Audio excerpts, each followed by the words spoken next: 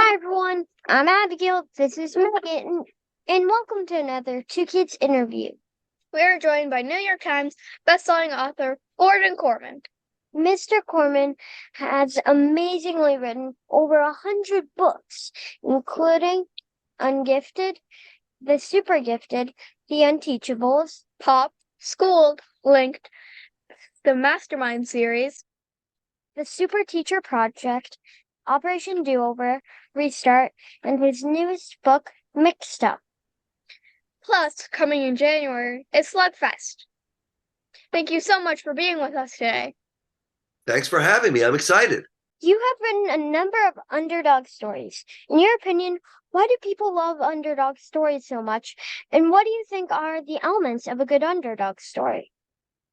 Well, I think people do love the underdog. I mean, we all, no matter who we are, we go through times in our lives where we feel like, we're underdogs. We're not favored. We have to do a little bit extra to succeed. The people we're up against seem like they're stronger and more powerful and richer, and for whatever reason, we sort of have to get a little bit lucky and try a little bit harder to make it work. And I almost feel like you gotta root for an underdog, and that's a big part of creating characters that readers are going to love. Is creating characters that you sort of feel are up against the wall a little bit, and that makes you root for them just a little bit more. We found an interview you did about 25 years ago. In that interview, you said you weren't a big issues guy with writing. Well, I think that's sort of half true. I think that a lot of people say, for example, my book Restart is an anti-bullying book, and I remember when I read the first review, I was like, anti-bullying book, and when I thought about it, I was like, yeah, I mean, it does have a really strong anti-bullying message, but that wasn't what I did when I sat down to write the book. I just wanted to write a good story, and I feel like if I had sort of decided, okay, bullying is bad, and I will write a great book to prove to everybody that it's a terrible thing, it wouldn't have been any good. It would have been very much like someone lecturing you. It would have been very preachy, and I sort of feel like my books do have messages a little bit, but I feel like the most important thing for me is telling a good story, and if there's a message there, fantastic. How has your writing been influenced by your kids? Um, a lot, I think. I pick up a lot of my character's language from my kids. My kids are older than the age that read my books now.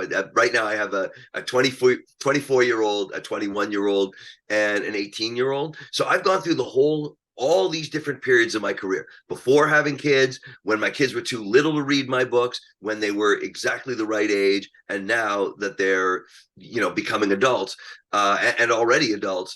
But you are always influenced by the people around you, and your family are the ultimate people around you. The 39 Clues series is written by a ton of different authors. Can you tell us about how you collaborate with the other authors, and are there any challenges with that compared to writing your stories that are completely on your own?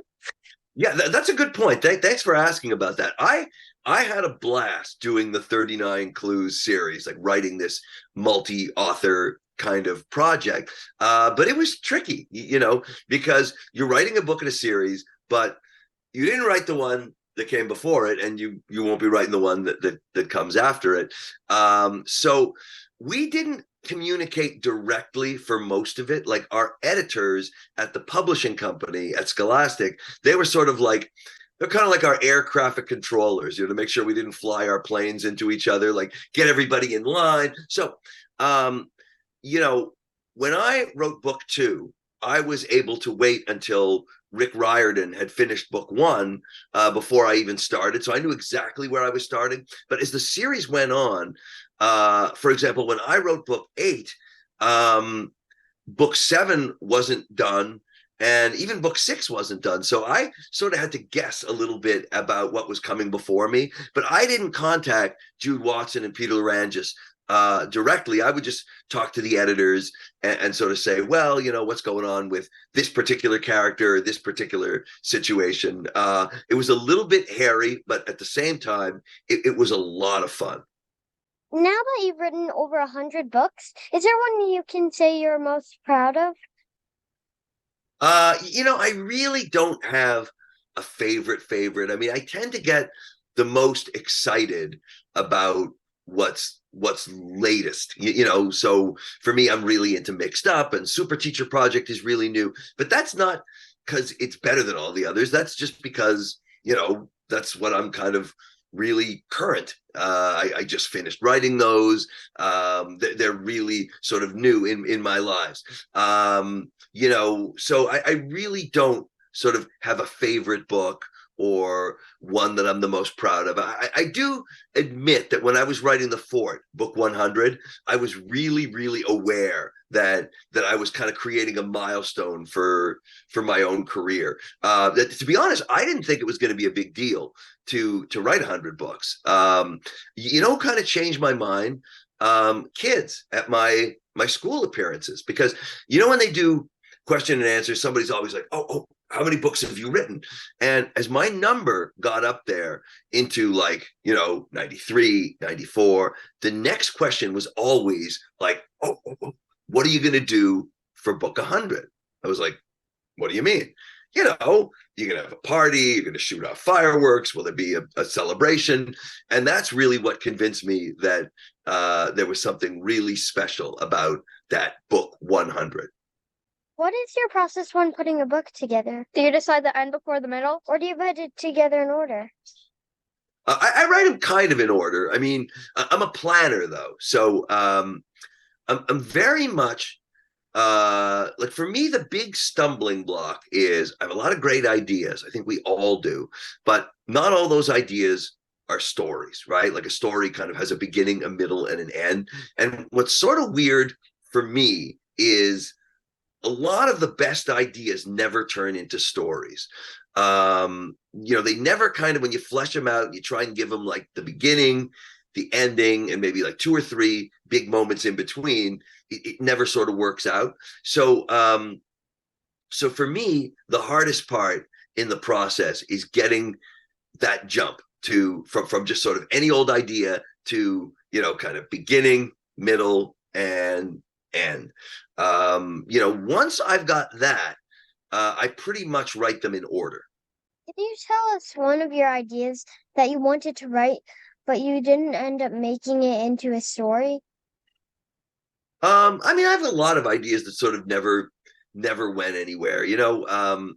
I guess an idea that's always really, really kind of thrilled me was just like this idea about a class that, somehow, either invest their field trip money in, the stock market or Bitcoin or something like that, and ends up making, like $20 million. So here's this class that has like $20 million in the bank. And I always thought that was like the coolest idea. Like, what could be better than your class is just kind of rich, right?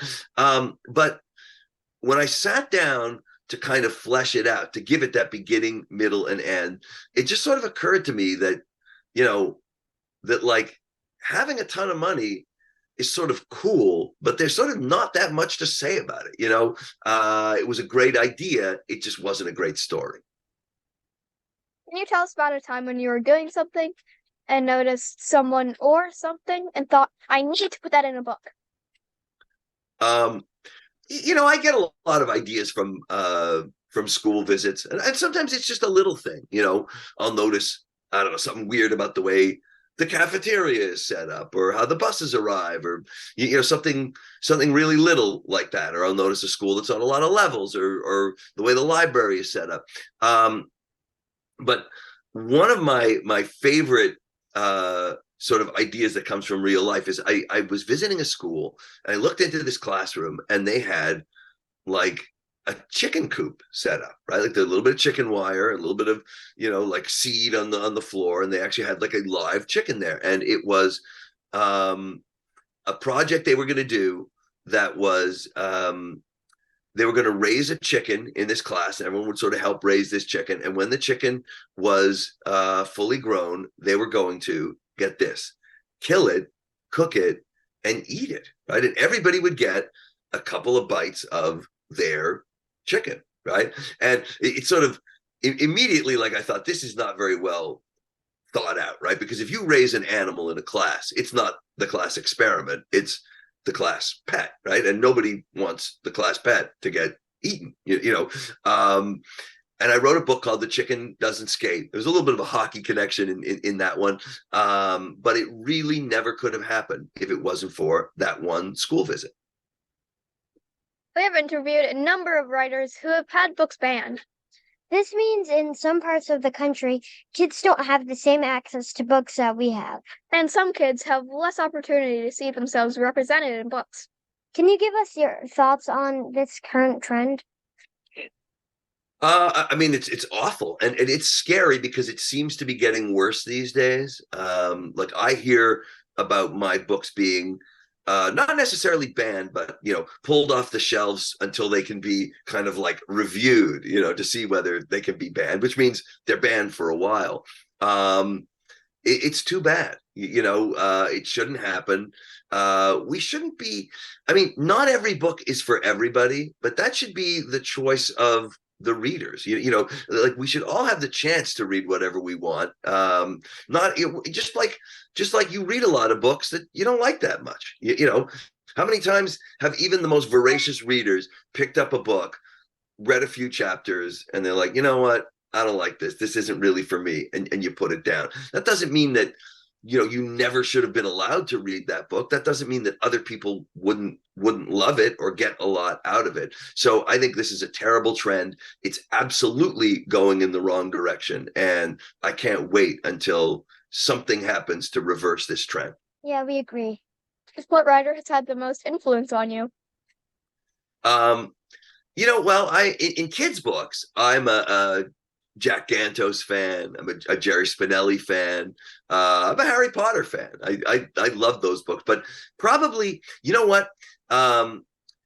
Tales of a Fourth Grade Nothing by Judy Blume, right? If you can sort of wrap your mind around this, I was in fourth grade the year that book was first published. Like it is that old. And I remember reading it. I don't know if it was my favorite book, but it was the first book where I almost felt like, I could have been one of these characters. Like I could be an actual fourth grade nothing. And, when I was 12, okay, I'm not sure if you know this story, but my first book was actually my seventh grade English project. So our seventh grade English teacher let us write for like 4 months, anything we wanted, one story. And I could have written anything. But it was very, very natural for me to write a classic sort of old school middle grade book like Old Judy Blume or Old Beverly Cleary or The Mad Scientist Club or The Great Brain. So I sort of feel like Tales of a Fourth Grade Nothing is one of the reasons why I'm a writer today. One thing you do as well as anyone is write characters that are relatable. Is there any advice that you have to give on how to write relatable characters? I mean, I think, a lot of my books are told from multiple perspectives, right? Each chapter is sort of narrated by a different character. And I think that when you're writing that way, it does encourage you to really put yourself inside the head of your characters. Whether those characters are, I don't know, weird or funny or sad or scary or serious. I think that you kind of force yourself to really be your characters, to sort of become your characters, at least for that chapter. It's a great exercise in creating, in sort of almost forcing yourself to create characters who are like real people. And this may make you think that I'm weird or something like that, but by the time I'm done with a book, I really do feel like those characters are real people. I mean, they are as real to me as my family, my friends, actual people I meet. What is one more piece of advice you have for kids who want to write? So, I mean, I sort of feel like we get good at stuff we do a lot of, right? Not just writing. I mean, if you wanted to play basketball and you couldn't hit a free throw to save your life, like what's your coach going to do? He's going to put you on the free throw line and you take 8 zillion free throws and you get better. So what I would say is make writing a part of your life. Make it something that you do every day or almost every day. And the weird part is it doesn't matter what kind of writing it is, right? You can, I don't know, blog or write fan fiction and post it on Wattpad, or you can keep a journal or a diary, or you could totally do none of that stuff, which I don't, and just always have a project you're working on, a story, a poem, screenplay, whatever. But I think that if you want to be a writer, the time to start is always now, right? Like, don't expect that there's going to be this perfect moment at some point in the future where the planets all align and it's like, duh, time to start writing. You know, the time to start writing is always exactly now. On January 9th, we will get our copies of Slugfest. What other projects do you have in the works that you can tell us about? Let's see. Well, Slugfest is comes out January 9th. It's actually, I don't know, I'm really excited about it. It's I mean, it's another what if for me. It's like, what if kind of like the best athlete in an entire town, like an entire school district, flunked PE and had to take it again in summer school, right? But I have another book coming out in the summer of 2024 called Faker, about a kid who is growing up in a family of professional con men, and I'm really, really excited about that too. So I have two different publishers, HarperCollins and Scholastic, and I usually do a HarperCollins book that comes out in January, right? Like Slugfest, Super Teacher Project, and then my next Scholastic book. My Scholastic books come out in the summer, so Mixed Up is Scholastic, and Faker will also be Scholastic. Finally, it's time for our Turbo 10. 10 rapid fire questions. Are Okay. you ready? I'm ready. Let's go. Number 1, what is your favorite phrase to use? What is my favorite phrase to you? Probably in books, at that moment, like, or you know, suddenly, like at that moment, or out of nowhere, or just kind of like, you know, all at once, like those kinds of things where something happens suddenly. Number 2, what is one subject you'd love to learn more about? You know, I'm really, really fascinated by World War II. I'd love to know more about World War II. Number 3, what is your go-to snack food? Cereal. Big cereal fan. Number 4, what was your favorite book growing up? Go with The Mad Scientists Club. Number 5, if you could teleport somewhere right now, where would you go? Oh, wow. Let's see. I'm a big California fan, but maybe I would wait till the hurricane passes. Number 6, if you could have one superpower, what would it be? Definitely the power to slow down time. Number 7, what was your favorite cartoon as a kid? Bugs Bunny. Number 8, what is your favorite rainy day activity? Reading, for sure. All authors are bookworms. Number 9, if you could have any 3 dinner guests, who would they be? Oh, wow. Yeah, that's a good one. Let me go with Shakespeare, Winston Churchill, and the hockey player Bobby Orr. Number 10, what's the best piece of advice you were ever given? Wow. I would say that funny books have to have serious parts, or else if everything's funny, nothing is funny compared to everything else, right? Like, you need that sort of straight part of a story to make the funny seem funnier. You did wonderfully. Thank you so much for doing that. And thank you so much for spending this time with us. We can't wait to read Slugfest and your other future books. All right. Thank you so much for having me. This was a lot of fun.